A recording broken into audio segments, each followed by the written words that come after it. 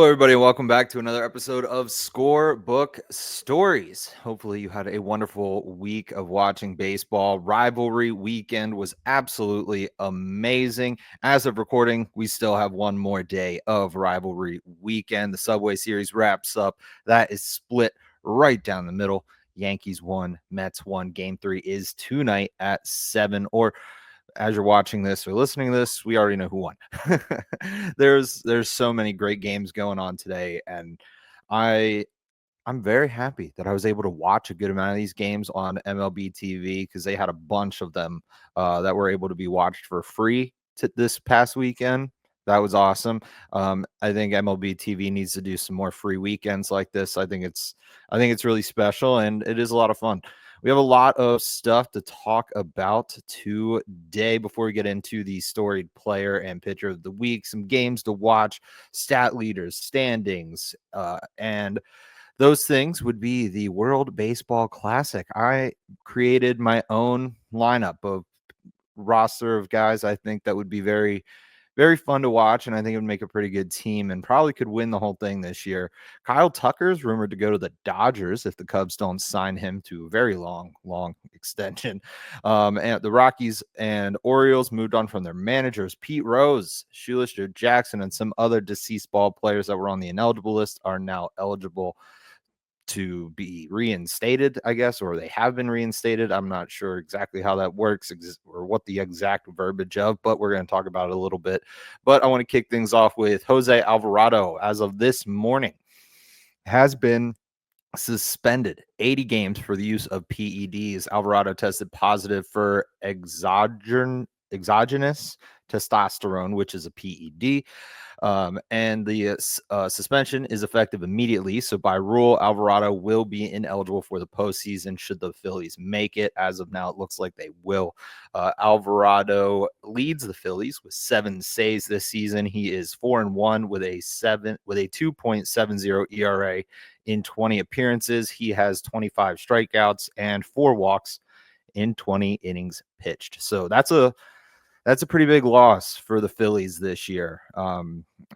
I think that they still have some pitching that can carry that workload. They have some pitchers on their staff that I think are going to be able to handle things pretty well, but I would not be surprised if they go out, try to trade for somebody, or they end up finding a free agent or some guy in the minors that they can call up and fill the role of Alvarado. Pete Rose, Shoeless Joe Jackson are now off of the ineligible list. Rob Manfred has lifted MLB's ban on all deceased players on the permanently ineligible list. I think this is kind of a necessary step that Rob Manfred needed to take, mainly because of the Baseball Hall of Fame rules. There's so many people on the ineligible list, most famously Pete Rose and Shoeless Joe Jackson, that are deserving of being in the Baseball Hall of Fame, in my opinion. It kind of stinks because I think that the Baseball Hall of Fame kind of neglects the idea that they're a baseball museum. They're not the MLB Hall of Fame. They don't need to follow MLB's rules. They can do their own thing and put ball players that were truly special and have left a big mark on the game in the Hall of Fame. I think Pete Rose and Shoeless Joe Jackson are two guys that definitely fit that bill. They should be in the Hall of Fame, in my opinion. And Pete Rose and Shoeless Joe Jackson both have left a mark on the game of baseball that will forever hold true. Pete Rose holds several records that probably won't be caught in my lifetime, if I'm being honest. The hits record is unbelievable, and I don't think anyone's anywhere close to it right now. And Shoeless Joe Jackson, I think, is a little bit more of a forgotten story, even though there's several movies on it. But Shoeless Joe Jackson was accused of being one of 8 men throwing the World Series for gambling purposes. They were gambling on games, fixing the games so that way the White Sox lost and they could win some more money, because that 1919 team was unbelievable. They were arguably the best baseball team ever assembled at the time. Obviously, a different era of baseball, but in that series, I went and looked at the stats, and in that series that he allegedly threw, Shoeless Joe Jackson played 8 games with a 375 batting average, 394 OBP, 563 slugging, and he only struck out twice in those 8 games. That doesn't sound like somebody's throwing ball games to me, like at all. If that's considered throwing a ball game, then the MLB is scripted, honestly. There's no way in my mind Shoeless Joe Jackson was a part of this. But that's beside the point. But either way, these guys are now off of the ineligible list. Any deceased player who was on the permanently ineligible list is now off of the permanently ineligible list. Those two being the biggest ones, I think, and I would not be surprised if they get put into the Hall of Fame very soon. Speaking of guys who are no longer a part of baseball, the Orioles and the Rockies have moved on from their managers. The Orioles, they have a roster, in my opinion, that can make the playoffs. Like, they have a playoff roster, and they have had one of the best farm systems in the MLB for a while. Brandon Hyde, I think, is a good manager, but this start for the Orioles with the roster they have is kind of unacceptable compared to what they did last season. 2023, he was the manager of the year. It's not a good look. It's not great. I don't know what is going wrong with the Orioles. They did lose some key players this past offseason, but they still have guys that can play ball. They made some good additions. This doesn't feel like a team that should be in last place in the AL East, and they are. So that's probably why Hyde was given the boot and told to leave. I do expect Hyde to be a manager for a different ball club very soon. I wouldn't be surprised if he gets a call from the Pirates, who released Shelton not too long ago, and the Rockies.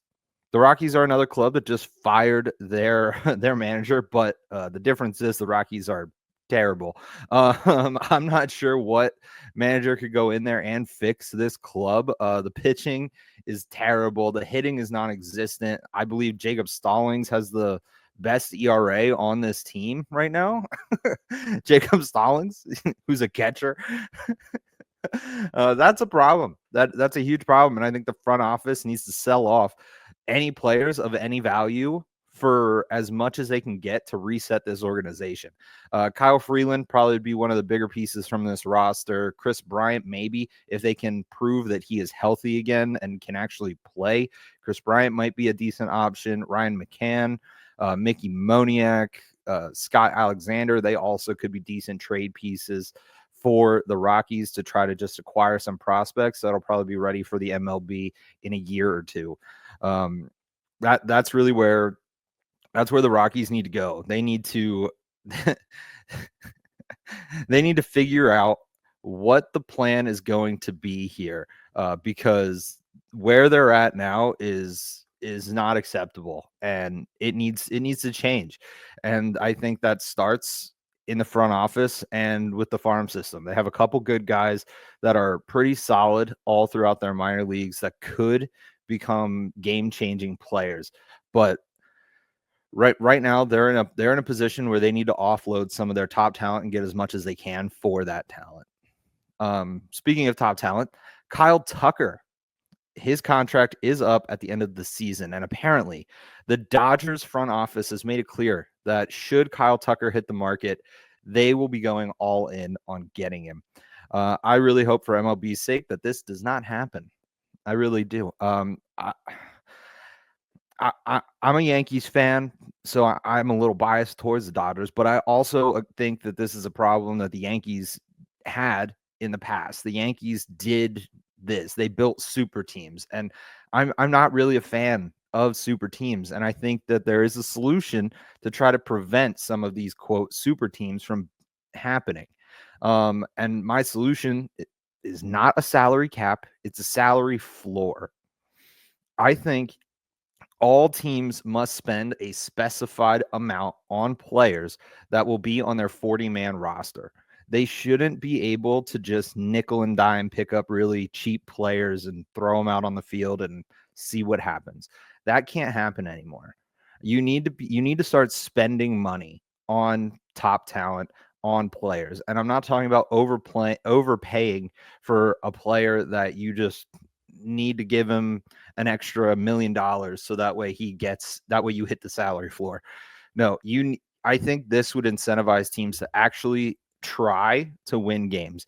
It would force the A's to actually go out and pay people. It would force the Pirates to actually go out and pay people. I think that is a problem that is leading to the Dodgers and the Yankees and the Mets just giving as much money as they possibly can to players for their teams to be the best possible thing out there.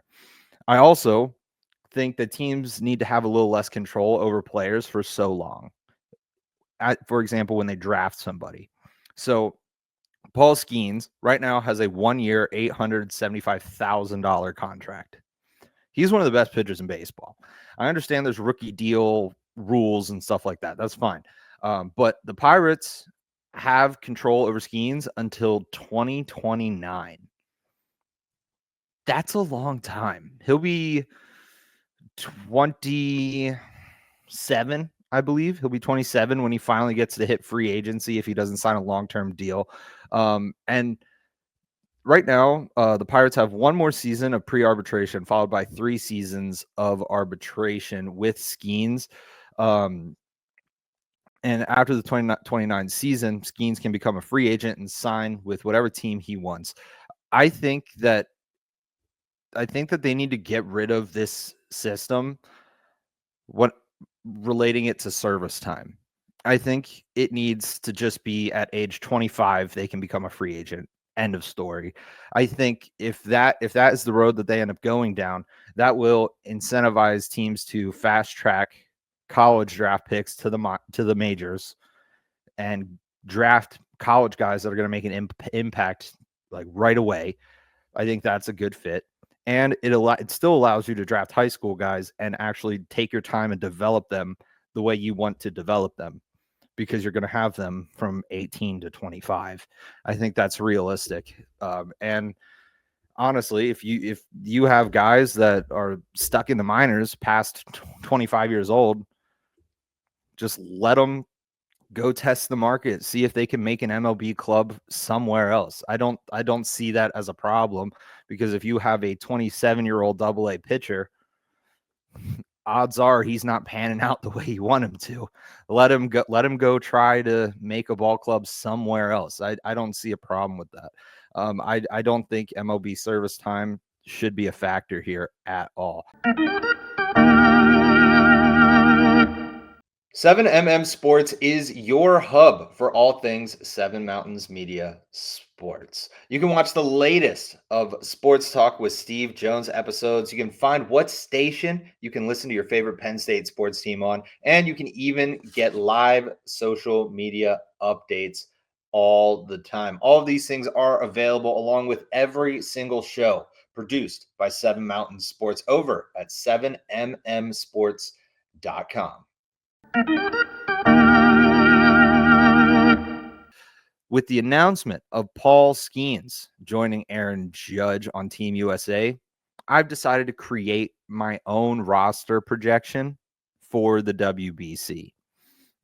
I just think it's fun. I know there's only 2 confirmed players, Skenes and Judge, but why not? Let's dive in here. My starting pitchers that I think would be awesome on Team USA would be Paul Skenes as your number 1, followed by Zach Wheeler, Max Fried, Tarek Skubal, and Nathan Eovaldi. You have 5 aces. 5 aces. You have the MLB leader in strikeouts right now in Zach Wheeler. You have the best young pitcher out there in Paul Skenes.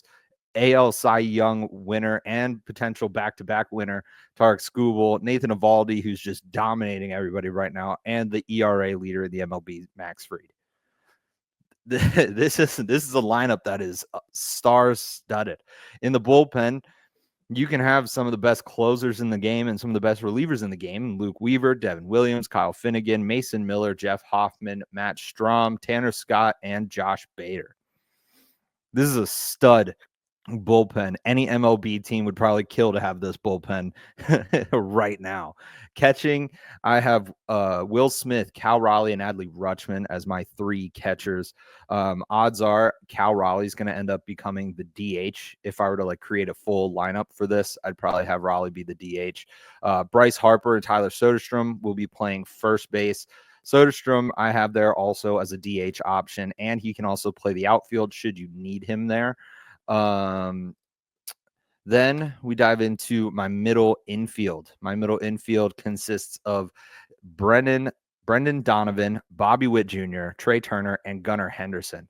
Gunnar Henderson is another guy that can play third base as well, but I don't think we're going to need him there because we have Alex Bregman and Austin Riley at third base. And my outfield is fast and powerful.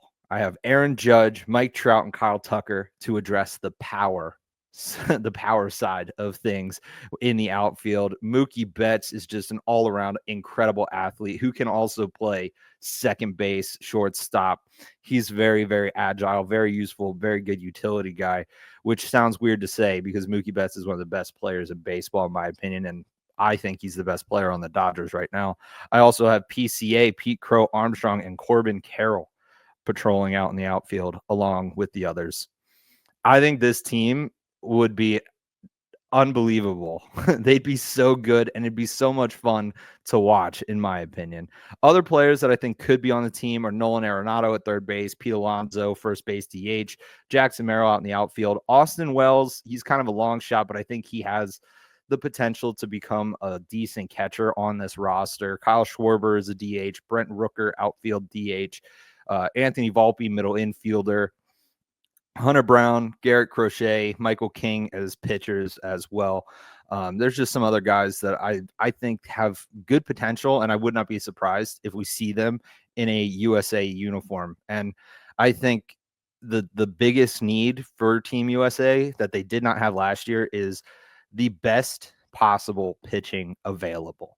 You need to have the best pitchers from the USA that are in the MLB on this roster, because without good pitching, they're not going to win again. It's not going to happen. You need to have the best pitchers on this roster because the lineup was not the problem last year. I genuinely believe it was the pitching.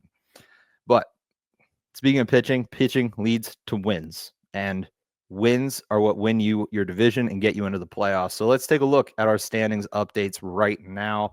The Yankees are in first place in the AL East at 26-19, followed by the Red Sox, Blue Jays, Rays, and Orioles. Tigers leading the way in the AL Central at 30-16. The Twins, Guardians, Royals, and White Sox follow them.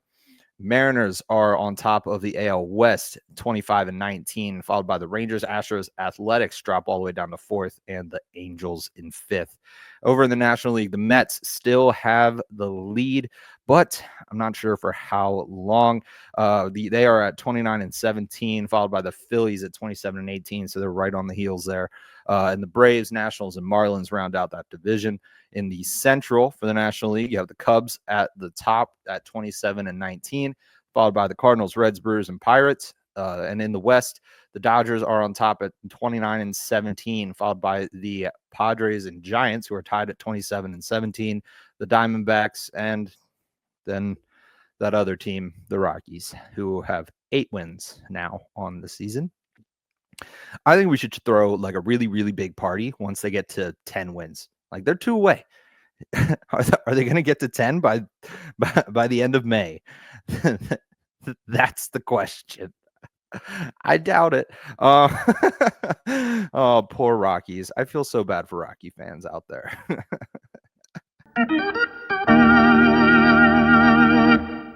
Stay up to date on everything going on in the sports world by heading over to 7 Mountain Sports on Facebook, 7 Mountain Sports on X, on Instagram. We are on all of your favorite platforms, and you do not want to miss out on a single thing going on here at 7 Mountain Sports. Right, some of our stat leaders. The batting average title right now belongs to Aaron Judge. Hits also belongs to Aaron Judge. Aaron Judge is batting 402 with 70 hits and 15 home runs. Shohei Ohtani passed him this week and is now in the lead with 16, followed by Aaron Judge, Kyle Schwarber, Cal Raleigh, all with 15, and Eugenio Suarez at 14. Following Judge in hits is Paul Goldschmidt, Jacob Wilson, Alex Bregman, Bo Bichette, and a number of others at 56 with Bregman and Bichette. Batting average, Judge is being trailed by Freddie Freeman, Paul Goldschmidt, Will Smith, and Jacob Wilson. The Dodgers and the Yankees seem to be dominating in the batting average department. And the Yankees are also dominating in ERA because Max Fried leads the way with a 1.11 ERA, which is unbelievable. He is pitching lights out so far. Hunter Brown follows him with a 1.43. Tyler Mahle, Nathan Eovaldi, and Chris Bubic follow them. When it comes to strikeouts, Mackenzie Gore leads the way with 84, followed by Zach Wheeler at 80. Garrett Crochet, Chris Sale, and Carlos Rodon. Saves, Robert Suarez at 15, followed by Kyle Finnegan, Andres Munoz, Carlos Estevez, and Emilio Pagan. Great pitching all around. But some games that I really am going to be keeping an eye on this week are strictly the games for the Mets and the Phillies. The Mets have two pretty tough series coming up. They're going to be playing the Boston Red Sox, followed by homestand with the Los Angeles Dodgers. These are going to be very difficult games for the Mets. The Red Sox are playing really well, and the Dodgers are the Dodgers.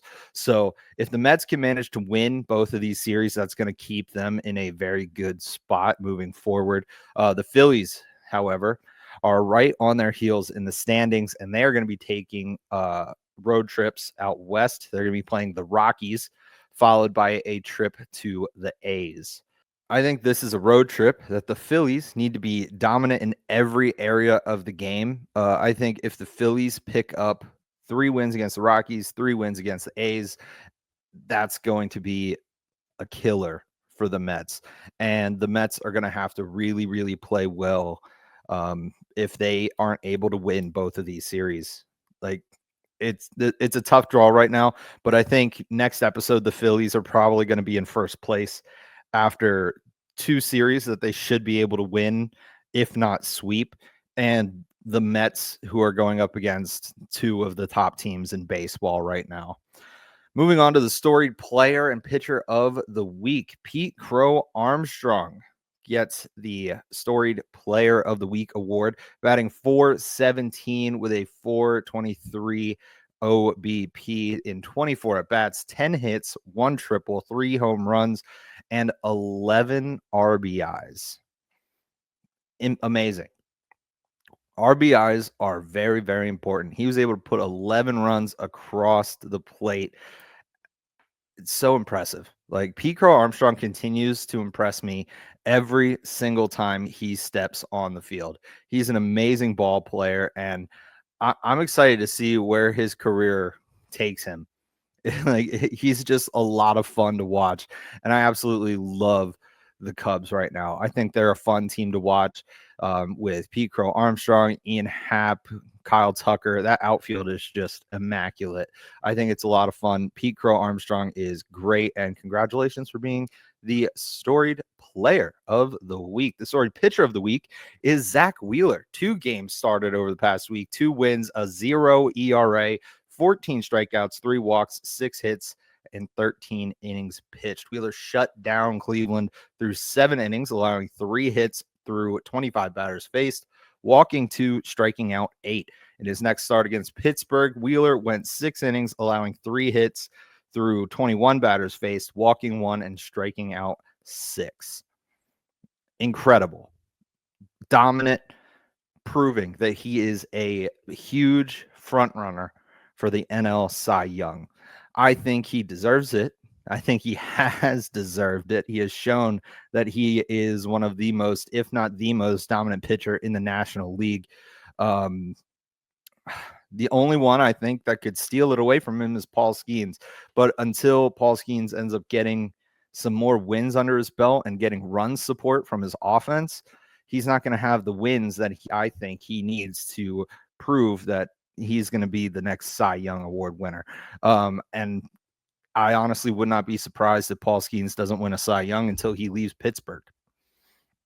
Honestly. And with him leaving Pittsburgh, I don't know where he would go. I saw Jeff Passian bring up that Paul Skenes needs to be traded out of Pittsburgh. I think that'd be a huge mistake for the Pirates if they are truly going to try to turn this organization around. If they're not, then yeah, move him, get rid of him, trade him before you eat up all of his prime years, and then he can't go and make the money that he deserves. Paul Skenes, I've seen talks of him going to the Yankees and Dodgers, obviously. The Phillies were another team. Boston was another team I saw in the conversation. The Mets, I hope that's not true. But I mean, there's a lot of talk around it right now. And unfortunately, I think that would be the best move for Paul, not for the Pirates. The Pirates need to decide. I don't know if they are planning on trying to win, but they need to figure out if they want to become a competing organization again. If they're fine with being 4th or 5th in the NL Central, then trade away all the prospects. Once you bring them up, show them what you can do, and trade them away, get more prospects, and do the same thing on repeat. Like it's getting old and it's getting boring, to be honest. But either way, congratulations to Pete Crow-Armstrong, Zach Wheeler for being the storied player and pitcher of the week. I know it's a very prestigious award that I give out every single week, but either way, that is all I have for you today right here on Scorebook Stories. Make sure you are subscribed to 7 Mountains Sports on demand so you never miss an episode of Scorebook Stories, and listen all over the podcasting networks, Spotify, Apple Podcasts, the Radio Novo app, or wherever you happen to be listening to this. If you're listening to this in an audio format, follow it, rate the show 5 stars out of 5 stars, because I like 5. 5's a cool number. Anything less is mean. But if you like the show, it'd be great if you could share it with some of your friends, debate it. If you have something you want to say to me, feel free to drop it in the comments. Let me know what your thoughts are on everything we talked about today right here on Scorebook Stories. You also can send us a message over on our social media, Facebook, 7 Mountain Sports, Instagram, 7 Mountain Sports, X, all of it. Give us a follow, stay up to date with things going on here at 7 Mountain Sports, and let me know what you thought of the show. Let me know if you have any differing opinions. Enjoy the rest of your day and have a fabulous week watching as much baseball as you possibly can.